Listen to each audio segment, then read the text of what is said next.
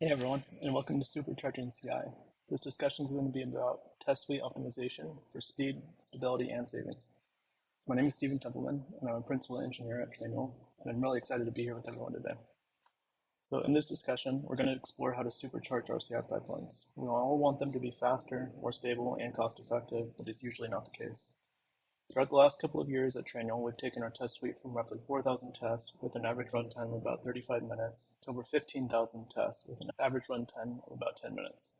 We even have the ability to run them as fast as 5 minutes depending if we're trying to optimize for speed or cost. Right now, we're roughly in the middle. So whether or not you're working with Ruby on Rails, React, Node, Cypress, Selenium, doesn't really matter. You'll be able to pick up tricks and tips today to supercharge your CI pipeline. As I mentioned previously, my name is Templeman. I'm a principal engineer at Trainual, where I'm part of the team guiding our engineering team strategy, mentorship within the engineering team, recently implementing AI-driven features to simplify the policy creation process for our customers, and of course, optimizing continuous integration. Really quickly about Trainual, we're in the business of efficiency and scale. We help growing teams document, organize, and share knowledge. Imagine all your company's training materials and critical insights packed in one place, accessible to everyone who needs it. That's what we do, and we like to make it a lot of fun. All right, let's dive in. Facing the challenge. First, I want to outline the core problem that I'm sure many of us are facing. Our test suite runtimes were creeping up into the 35-minute range. We had a very small amount of parallelization at the time, I think roughly 4 VMs. So to wait 35 minutes was significant for us. We would make a change, we'd push it to GitHub, we would see if we broke anything, wait 35 minutes, and we would repeat the process. This could go on a couple hours, sometimes half the day, if you broke the suite and couldn't figure it out. So getting this down to a manageable time was definitely the top of mind, but we also encountered really large inconsistencies with our tests. They were extremely flaky and unreliable. So since I joined, the volume of automated tests has grown substantially. I think we went from 4,000 at the time, we're just over 15,000 now. And let's also not forget the costs associated with the increase in number of tests. Let's talk about our objectives. So we wanted quicker development times. We wanted to reduce the development cycles. So it would allow us to respond to changes really quickly, deliver more frequently. The reliability was huge for our team. Everyone was getting tired of the test flaking. Nobody was having trust in the suite any longer, so getting that to be stable was probably the second most important thing for us. Handling growth, like I mentioned, we've gone from 4 to just over 15,000, so we're nearly quadrupling the number of specs that we have. We removed old specs that are no longer in use, but we're still growing at a rate much faster than we're removing. And of course, cost control. We're conscious of our resources here at Trainual. I'm sure many of you are. So aiming to save where we can, but not compromising on quality was huge. Like I mentioned, these challenges aren't unique to us, but many in the industry encounter them every single day. So we're going to explore practical solutions that our team has utilized to not only tackle these problems, but also create opportunity for growth and efficiency inside of our CI pipeline. So quick little side note, I absolutely love doing live coding, but unfortunately with this presentation, which is pre-recorded, I didn't see an opportunity to be able to code anything and still get you all the valuable information on how to supercharge your CI pipeline. All right, so where did we get? Let's take a sneak peek at some of the progress that we made and the outcomes, and then we're going to dive into the steps that we took to get there. As we mentioned previously, we managed to take the runtime to an average of 10 minutes, but we quadrupled the specs in the process.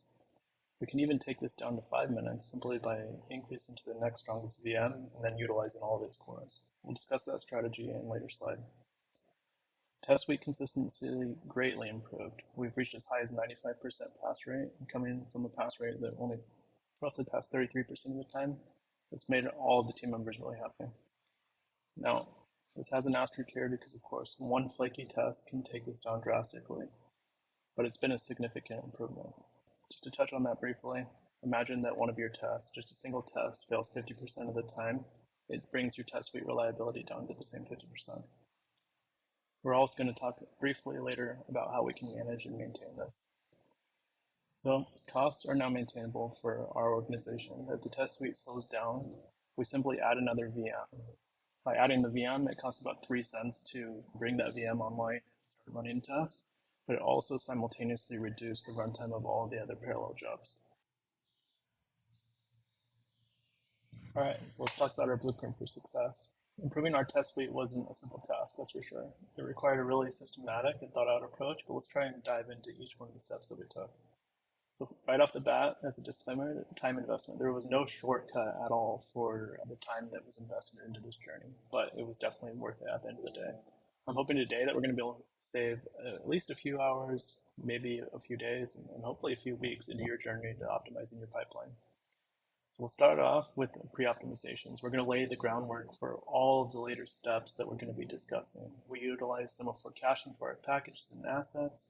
We compiled on a single VM and then distributed those assets and packages to all of the parallel VMs that ran our specs. Scaling horizontally, we immediately followed up with most of our efforts by adding more VMs and choosing the right ones for the job. With help of tools like Knapsack Pro, we managed to balance the runtime across all of our VMs and make sure each ran and finished within a few seconds of each other. About a year after that, we decided we needed to optimize further. The test suite started to slow down into the 14 to 15 minute range, and we didn't want to have to pay a significant amount to get our test suite down again. So at this stage, efficiency was key. We decided to utilize each of the cores of our VMs to run in parallel inside each VM. So we ensured that every dollar spent on the machine yielded the most output that we could possibly get. At the same time, we had to tame the flaky test suite that we were having. So we moved from Selenium to Cuprite, which enabled us to fail really fast and really consistently and often. This transition helped us tame the flaky test suite and, like I mentioned, get up to that 95% pass rate instead of the more 33% that we were seeing for quite some time. So these strategies form the core of our optimization approach, leading to reduced runtimes, increased pass rate, and manageable costs. Let's dive in. All right, so let's discuss pre-optimizations. For many, this will be extremely basic. It's all provided in the semaphore documentation for the most part, but this is very crucial to all of the later steps that we're going to take, so let's talk about them here.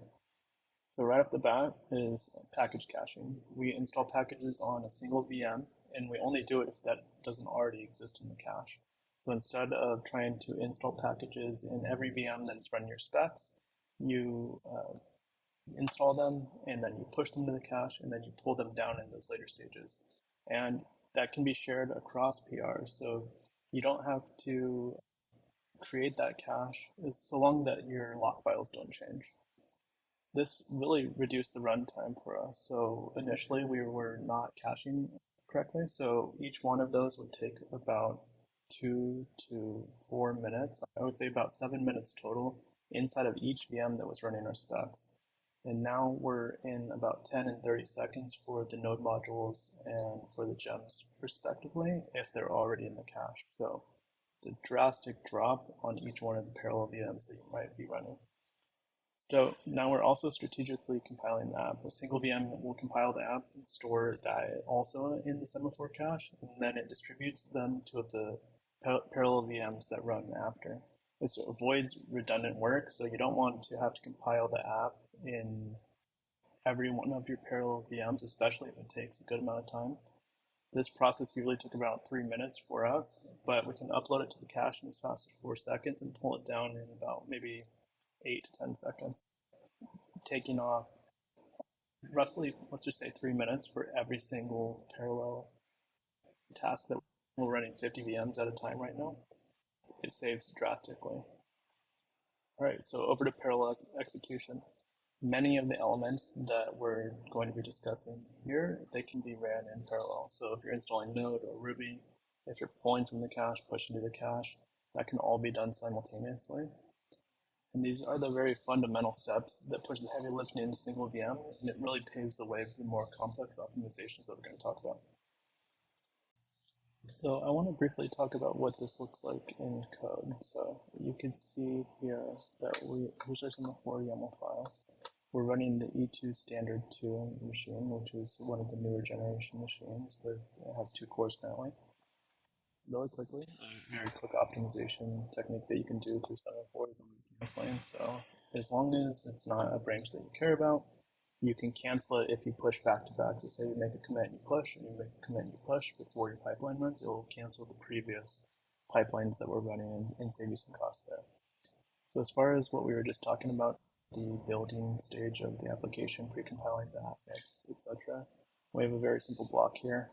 It installs Node, and then it runs this prolog build file. So we'll jump over that. I'm not going to go into detail on every single item here, but if we scroll down to the bottom, you can see that this is a bash script here, and we are running some of these functions in parallel. So we install our gems, Node and Yarn, and then we run those simultaneously, and then we wait for both those to finish.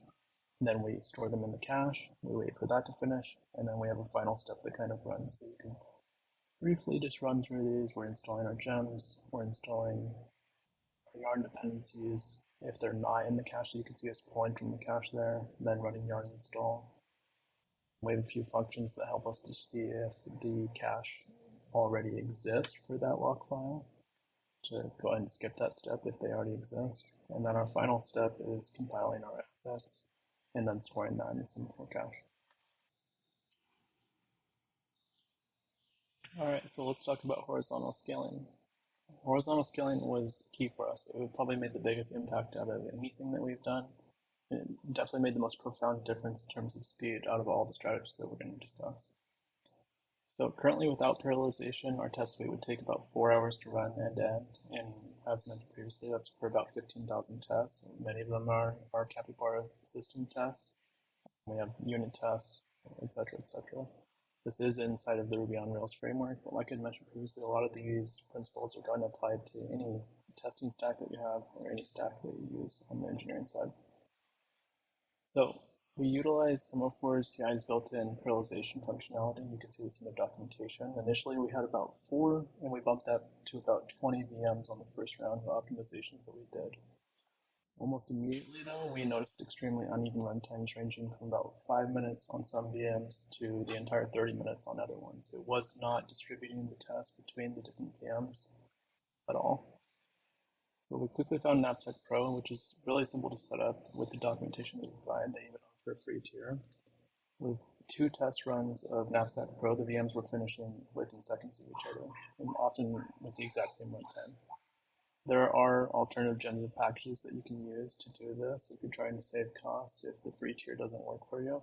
But there's definitely going to be more setup time and it might not work as well.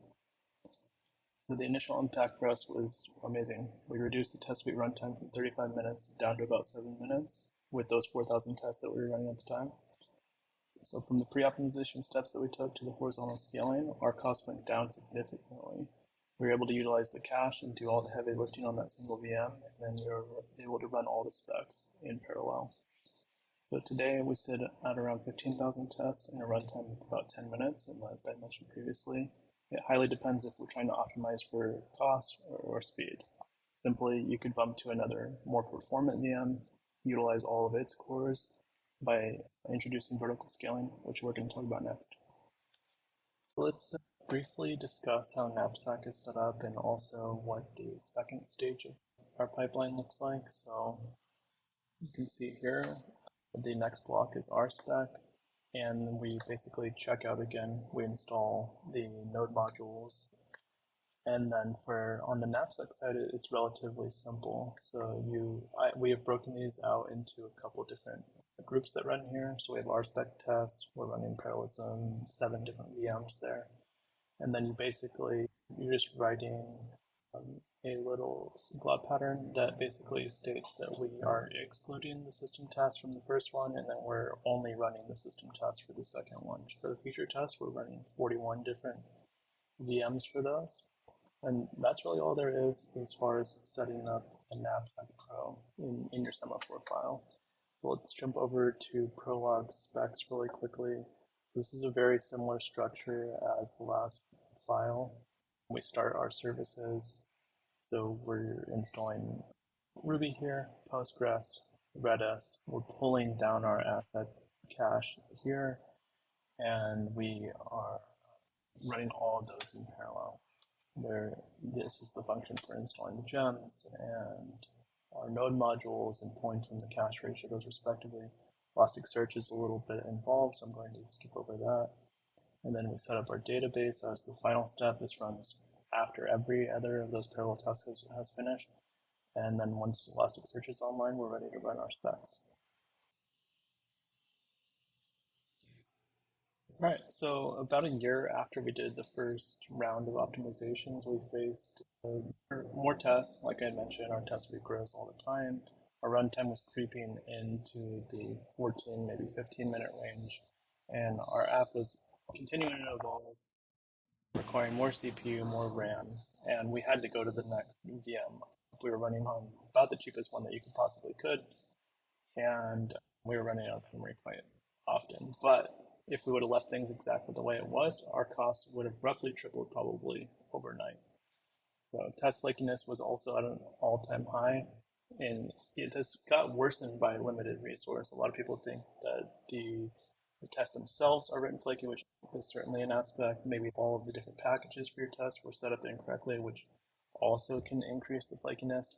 But if you run out of memory or something like that, you're going to see your tests start to flake in that regard as well. Fortunately, we found speed in more cores, while the cost did increase to go to a more expensive VM. We were able to utilize both cores effectively without running out of memory, which reduced our runtime back to the 8 to 10-minute range, and it also did not increase costs at all. With the help of the parallel test gems, it allowed us to push our tests into those individual cores, but you have to be really mindful to monitor the performance, as you may push the VMs to its limits, and it actually just slows things down, or, like I said, really causes your test suite to be even more flaky. So this definitely wasn't with its challenges. Unlike horizontal scaling, the process was really time intensive. It was filled with a lot of complexities and gotchas, such as managing shared resources and dealing with separate resources for each core. Keep in mind that it's really possible when you're implementing vertical scaling to actually decrease the reliability of your test suite due to sharing things like Elasticsearch and Redis and databases across the parallel execution of your tests.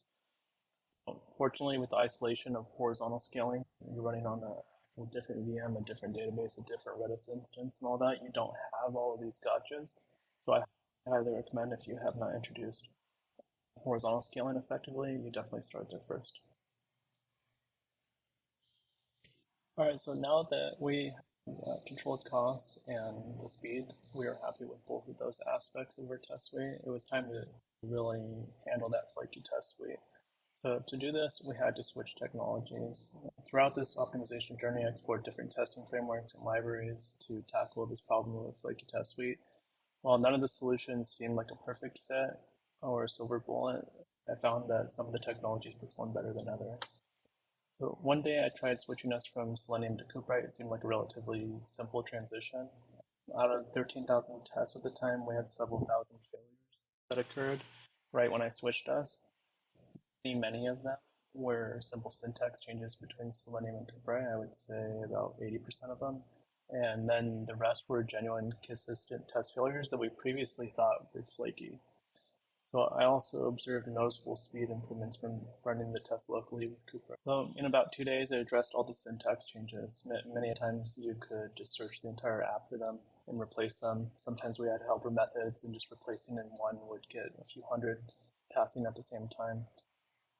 What remained were just those what we previously considered flaky, but they were failing nearly every single time. So Cooperite runs a little bit quicker, and what used to sometimes with Selenium have a little bit of a delay would cause the test to fail, and then when it was deciding to run fast enough, the test would pass. So with Cooperite, they were pretty much failing all of the time. So I spent the next several weeks just going through each of them. There was probably a couple hundred, but again, many of them were patterns that you would recognize and you would just go and fix the other ones. So at the end of doing this, we had a pass rate from that was 33%, and we're now up to 95%. However, keep in mind the success didn't mean that everything was good going forward. A single flaky test, like I mentioned, can bring your test suite down to 50% pass rate, or even further if you have several of those going on at once. So beyond that, beyond just switching to Cooperite, there's a lot of things involved in writing non-flaky system tests or integration tests. Definitely look really deep into your documentation, you want to always make sure you're using methods that are waiting methods, so you don't want them to run synchronously. You want them to wait until something pops up on the screen before you continue along. If you're interacting with a modal, wait until the modal disappears before interacting with the page behind it. That usually means your API request is finished, so on and so forth. All right, so before we close out today, I wanted to share a few of the last tips that we've used to keep tests passing and to keep costs at a minimum. So if all of this seems very daunting, a very quick thing that you can do is retrying your tests. This is not something that I favor doing over the other ideas, but it's something to get your test rate passing a little bit better. So if you know that your tests are actually testing the right thing, there's just something about them that is a little bit flaky.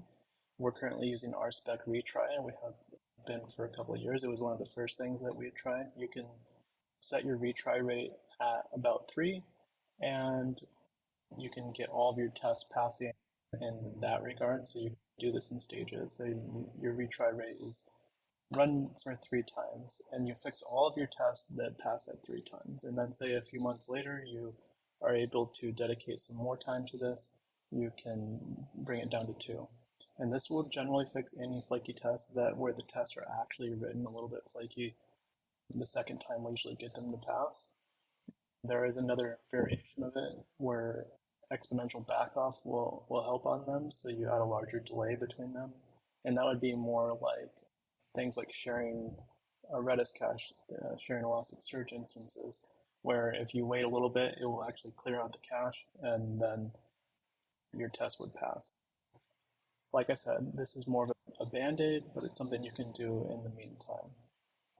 So the key for us to keeping the cost down to a minimum and the 10-minute range was definitely minimizing the time it takes to start up the parallel VMs. So let's say that it takes 1 minute for you to start running in the VMs where you're going to run your specs.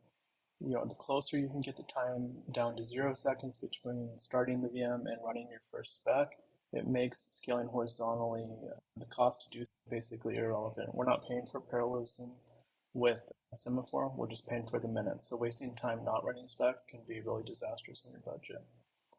We also introduced one more section to our knapsack pro jobs. This was like a quarantine specs folder. You could place some of your specs there that are going to be deprecated, that you still want to run, but you don't want to fill your pipeline.